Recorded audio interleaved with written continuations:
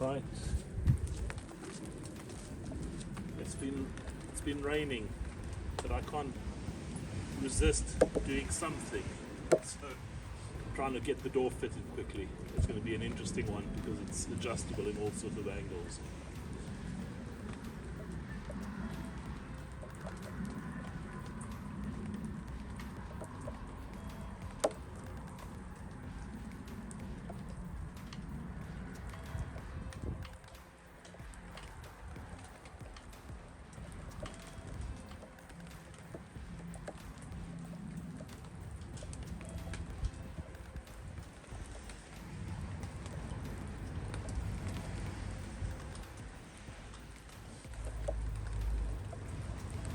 Now the interesting part, trying to get the bottom hinge, first of all, just connected,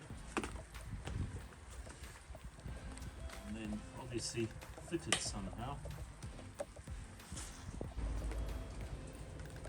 Two of the screws are in. This one's fighting me a little bit.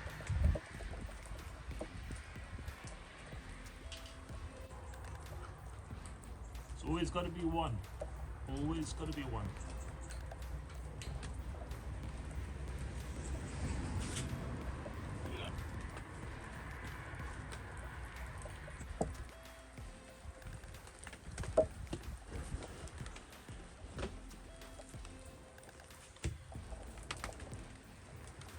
I didn't think the floor was going to be a problem. It's obviously ever so slightly uneven,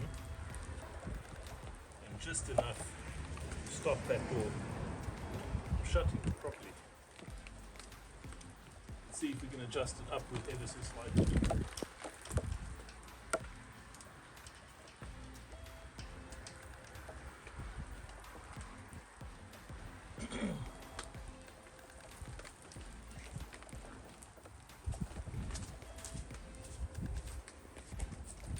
Let's see if I can use one of my favorite tools.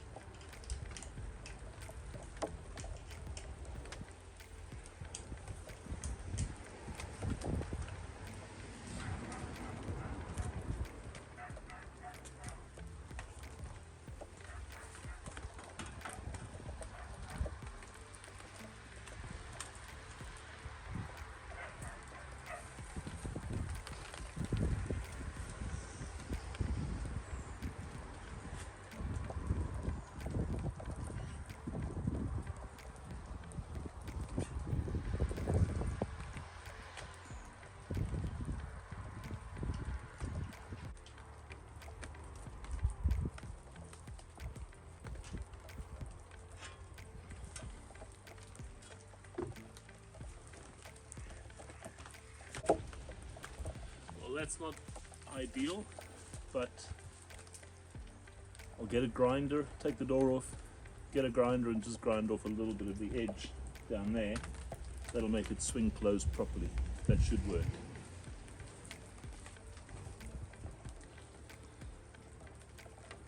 Halfway there.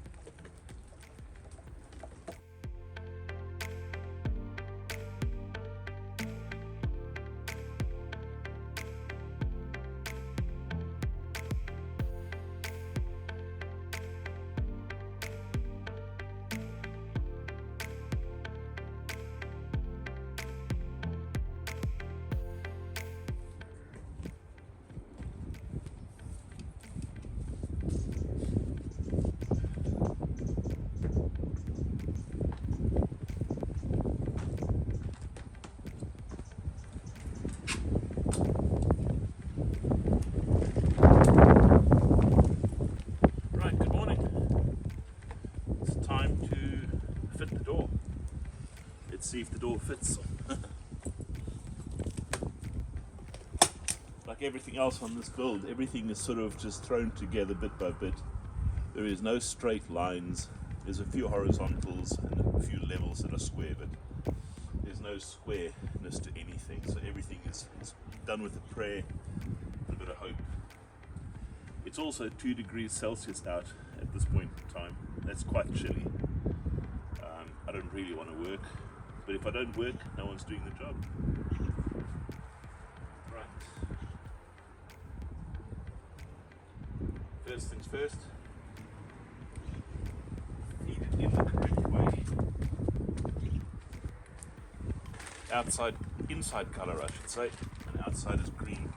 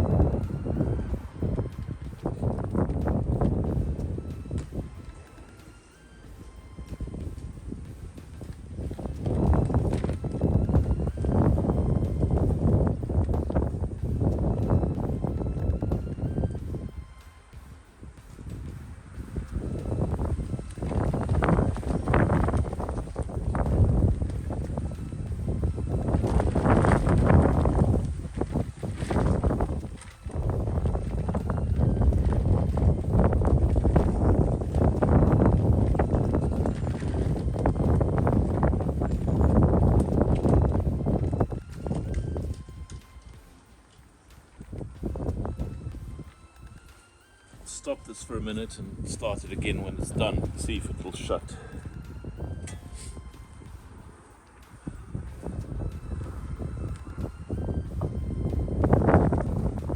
So the door catch is down the bottom. Either I take it off or I set it a little bit higher. I think higher is the answer.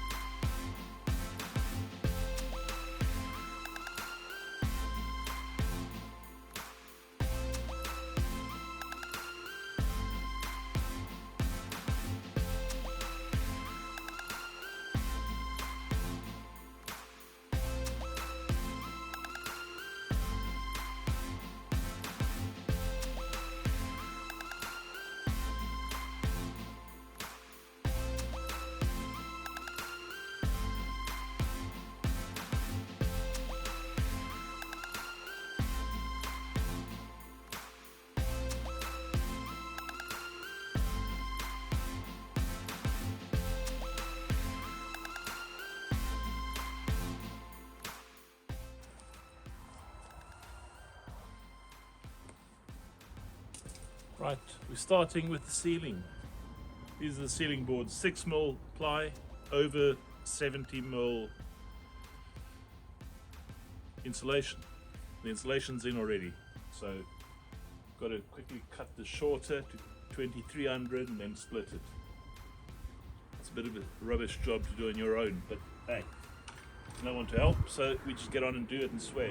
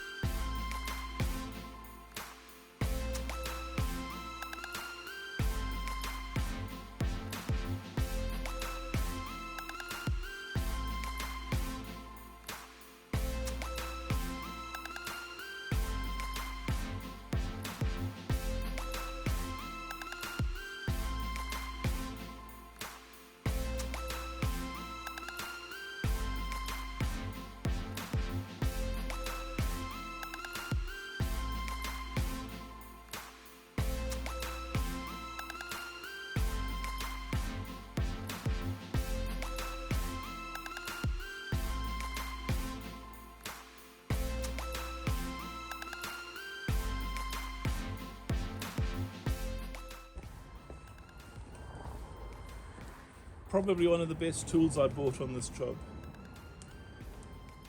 16 gauge nail gun. Pneumatic, obviously. Electric, pneumatic, I think they all do the same job. It has saved me probably a whole dictionary worth of swearing and getting frustrated, because it's so easy to go click, tack, and it holds wherever you have when you don't have spare hands. So this is it. Next job, inside, try and get the ceiling board in.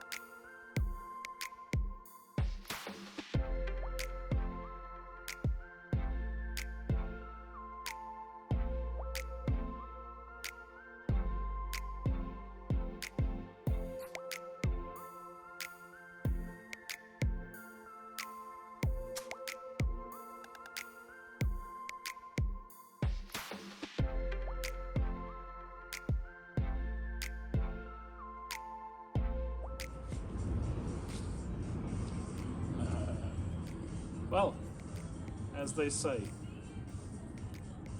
that escalated fast, and a lot faster than I thought it was going to escalate.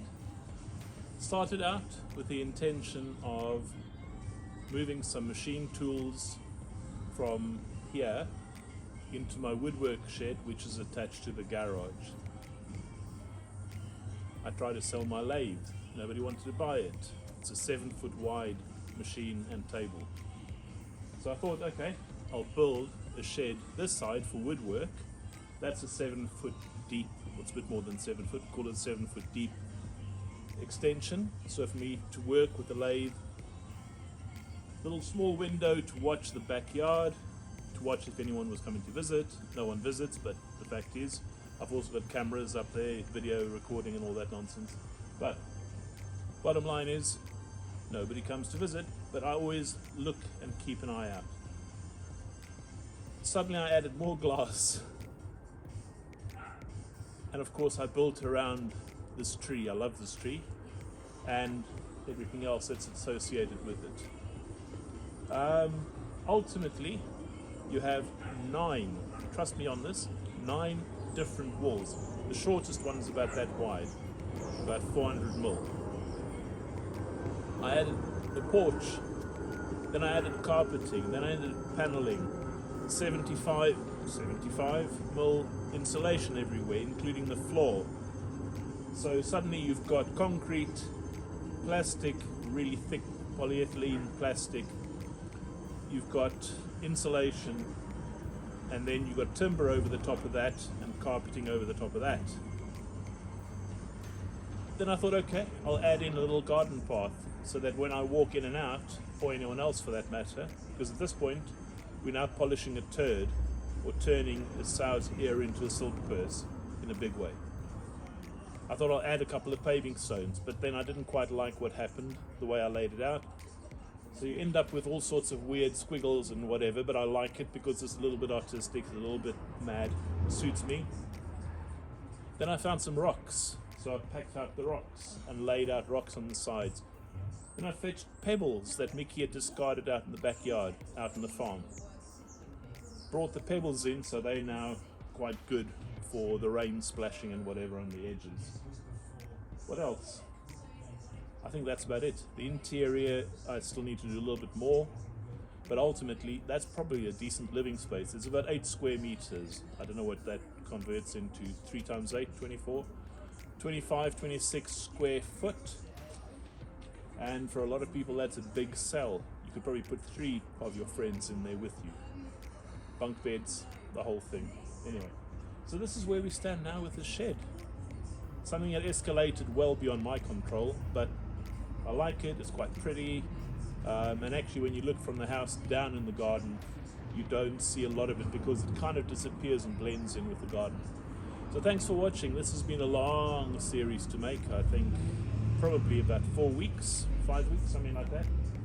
But it started at buying all this timber.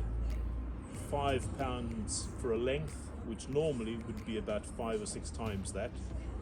And then I saw in one of the local stores, I saw hardwood, the same thickness, £65 a length. That's a 3.5 meter, I think, or 3.6 meter length. So this shed is relatively cheap, but it still probably cost me about £600-700 in total because I bought extra sheets of ply, I bought a load of stuff that I needed. I've refelted the whole roof completely, etc. So yes, not cheap, but hey, it's still a bargain, I think, and it's good for my head. So thanks for watching. Sign up, click up, thumbs up, subscribe, whatever, all the good stuff people do. I will show you the inside later.